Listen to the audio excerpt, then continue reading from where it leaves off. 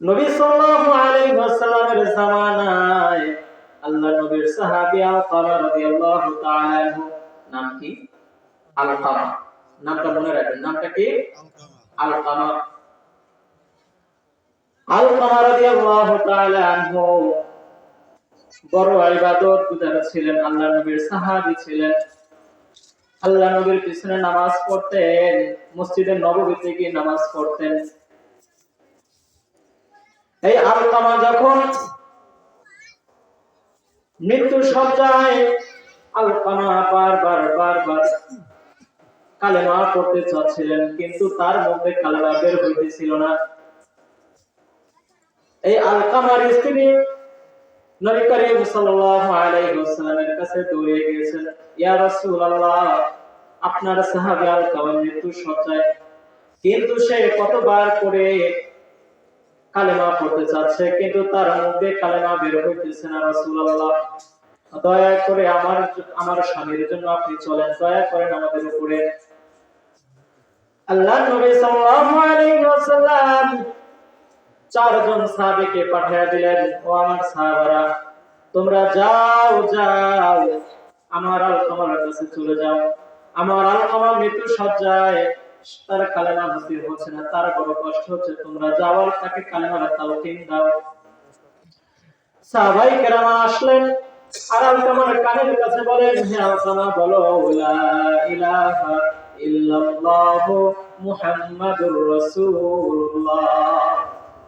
আলকামা বারবার চেষ্টা করতেছিলেন, কিন্তু আলকামার মুখ দিয়ে কালেমা বের হইতেছিল না।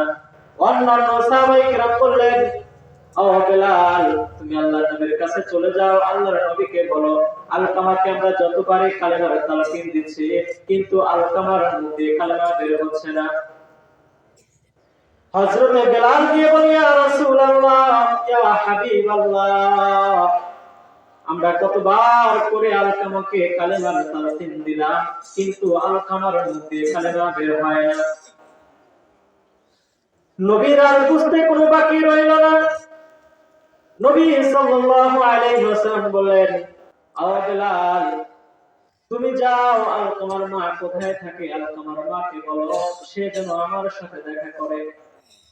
যদি আমার সাথে দেখা করতে তার কষ্ট হয়, আমার কাছে যদি তার আসতে কষ্ট হয়, তাহলে তাকে বলো আল্লাহর নবী তোমার জিয়ারতে আসবে, আল্লাহর নবী আলকামার মার কাছে চলে যাবে।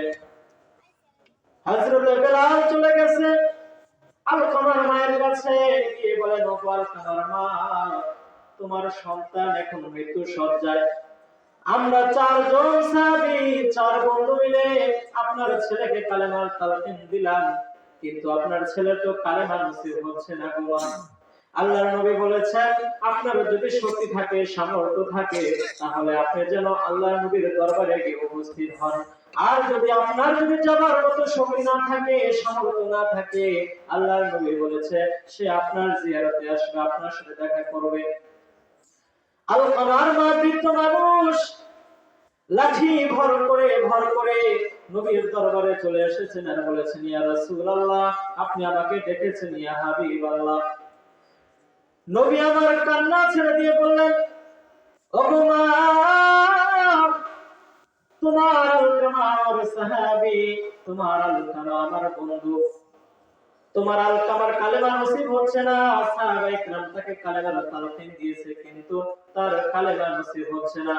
বলো, তুমি গোপন করিও না, আলকামা কি তোমার সাথে কোনো খারাপ ব্যবহার করেছে কিনা, আলকামা কি তোমাকে কষ্ট দিয়েছে কিনা, তুমি কি আলকামার কারণে কষ্ট পেয়েছো কিনা, তোমার মনের মধ্যে কি কোনো ব্যথা আছে কিনা। মা দু চোখের পানি ছেড়ে বলে, ইয়া রাসূলুল্লাহ, আজকে আর আমি আপনার কাছে মিথ্যে বলবো না, আমি আর আপনার কাছে কোনো কথা লুকাইবো না।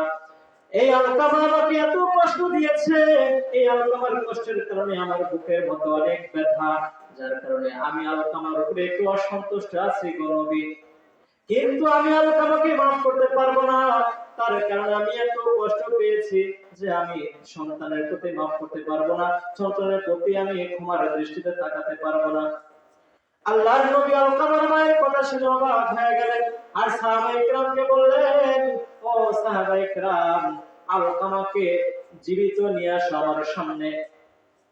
আর তোমরা কিছু কাঠ প্রস্তুত করো, আলকামাকে এই কাঠের উপর রেখে দাও এবং এই কাঠের উপরে তোমরা আগুন লাগাইয়া দাও। আমরা জ্বলন্ত আগুনের মধ্যে আলকামাকে ফেলে দেব। যদি মা তুমি যদি মাফ না করে দাও, তোমার সন্তান আজকে এখন যেরকম আমরা এই উপরে পোড়াবো, তোমার সন্তান কবরের মধ্যে কেউ এরকম আল্লাহ তাআলা তাকে পোড়াবে, তার কবরটা এরকম জাহান্নাম হয়ে যাবে, তার কবরটাও কষ্টের একটা ঘর হবে। অতএব আলকামার মা, তুমি যদি তাকে মাফ না করো, সাহাবায়ে কেরাম তোমরা আলকামাকে জীবন্ত পুড়িয়ে দাও। এই কথা শোনার সঙ্গে সঙ্গে মা বলেন, ইয়া রাসূলুল্লাহ, না না, আপনি আমার আলকামাকে পুড়িয়ে দেবেন না, আপনি এমন আদেশ দিবেন না। আমি আমার আলকামাকে 10 মাস 10 দিন পর্যন্ত এই গর্ভে ধারণ করেছি, তাকে লালন করেছি। আমার আলকামা আমার পেটের মধ্যে থেকে এক পাশে লাথি মেরেছে, আমি মা ঘুমাইতে পারি নাই। আমার আলকামা যখন দুনিয়াতে এসেছে, আমি না খেয়ে আমি আমার আলকামাকে খেয়েছি। আমার আলকামা রাত্রে বিছানায় পেশাব করে দিয়েছে, আমি মা ওই বিছানার পেশাবের উপরে ঘুমায়া আলকামাকে আমি সুন্দর জায়গাতে শোয়াইছি। আমার আলকামা যখন হাঁটতে শিখে, তখন আমি আমার আলকামাকে এই আঙ্গুল ধরে হাঁটাইছি, হাঁটায়া হাঁটায়া বড় করেছি। আজকে আমার সন্তানকে আপনি এই আগুনের মধ্যে ফেলে দিবেন না, জ্বলন্ত আগুনের মধ্যে ফেলে দিবেন না, আমি আলকামাকে মাফ করে দিলাম। আল্লাহর নবী সাল্লাল্লাহু আলাইহি ওয়াসাল্লাম সাহাবায়ে কেরামকে বলেন, ওগো বেলাল, তুমি যাও যাও, আলকামাকে গিয়ে এখন কালিমার তালকিন দাও। আলকামাকে কালিমার তালকিন দেওয়ার সঙ্গে সঙ্গে আলকামা বললেন, লা ইলাহা ইল্লাল্লাহ, লা ইলাহা ইল্লাল্লাহ। একটু জিকির করেন, লা ইলাহা ইল্লাল্লাহ, জোরে, লা ইলাহা ইল্লাল্লাহ।